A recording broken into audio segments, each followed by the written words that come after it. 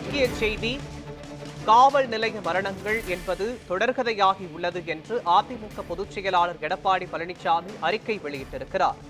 இது தொடர்பான விவரங்களை வழங்குவதற்காக நமது செய்தியாளர் லட்சுமணன் இணைக்கிறார். லட்சுமணன், காவல் நிலைய மரணங்கள் என்பது தொடர்கதையாகி உள்ளது என்று அதிமுகவின் பொதுச் செயலாளரும் எதிர்க்கட்சித் தலைவருமான எடப்பாடி பழனிசாமி அறிக்கை ஒன்றை வெளியிட்டிருக்கிறார். இது தொடர்பான விவரங்களை பதிவு பண்ணுங்க. கண்டிப்பாக மகன், புதுக்கோட்டை பெரியார் பகுதியில் தொடர்ந்து போதைப் பொருட்கள் ஒரே வீட்டில் ஒரு 13 மேற்பட்ட நபர்கள் பயன்படுத்தியதாக போலீசாருக்கு ரகசிய தகவலானது கிடைக்கப்பட்டது. அதன் தொடர்ச்சியாக சம்பவ இடத்துக்கு சென்ற போலீசார் அங்கிருந்த 13 இளைஞர்கள் போதைப் பொருட்கள் பயன்படுத்துவது தெரிய வந்த நிலையில் அந்த 13 நபர்களையும் கைது செய்து தொடர்ந்து ஒரு 4 நாட்களாக விசாரணை மேற்கொண்டு வரும் நிலையில் தான் தற்போது அந்த விக்னேஸ்வரன் என்ற இளைஞர் லாக்அப் மரணமாக, அதாவது சிறையில் இருக்கிறதுலே உயிரிழந்ததாகவும் ஒரு தகவலானது வெளியாகியுள்ளது.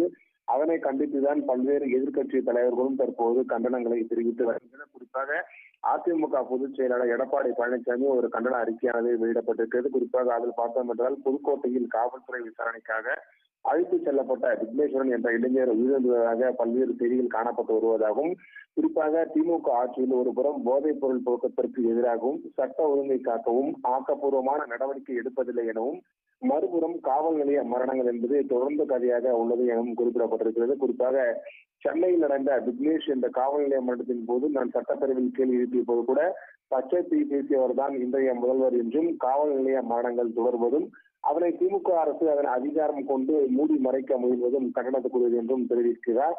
குறிப்பாக இந்த ஜெயராஜ் பெல்லிக்ஸ் மரணத்தின் போது கூட சட்டத்திற்கு உட்பட்ட கழக ஆட்சி செயல்பட்ட போதும் மனித உரிமை என்ற சொல்லையே தாம் கண்டுபிடித்த போல் வானத்திற்கும் பூமிக்கும் இந்த முதலமைச்சர் கூறியது போலும் இன்று அவரது ஆட்சியில் தொடர்ந்து காவல் நிலைய மரணங்கள் நிகழ்கிறது என்றும், அதுக்கு என்ன பதில் சொல்ல போகிறார் என்றும் ஒரு கேள்விக்குறியாக தற்போது இருக்கிறது என்றும் ஒரு கேள்வி எழுப்பப்பட்டிருக்கிறது.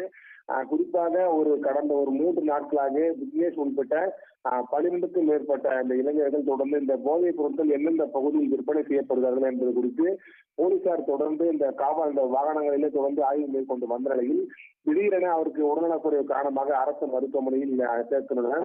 அதன் தொடர்ச்சியாக தான் அவரது மருத்துவர்கள் தொடர்ந்து ஆய்வு மேற்கொண்ட பிறகு அவர் ஏற்கனவே உயிரிழந்ததாகவும் என்பதும் மருத்துவர்கள் தரப்பில் தகவல் தெரிவிக்கப்பட்டிருந்த நிலையில் தற்போது அதிகாரப்பூர்வமாக அவர் உயிரிழந்ததை எட்டி பல்வேறு எதிர்க்கட்சி தலைவர்களும் இந்த கண்டனங்களை தெரிவித்து வரும் நிலையில் தற்போது எடப்பாடி பழனிசாமி அந்த கண்டனத்தை தெரிவித்துள்ளார் என்பதும் குறிப்பிடத்தக்கதுமாகும். விவரங்களுக்கு நன்றி லட்சுமணன்.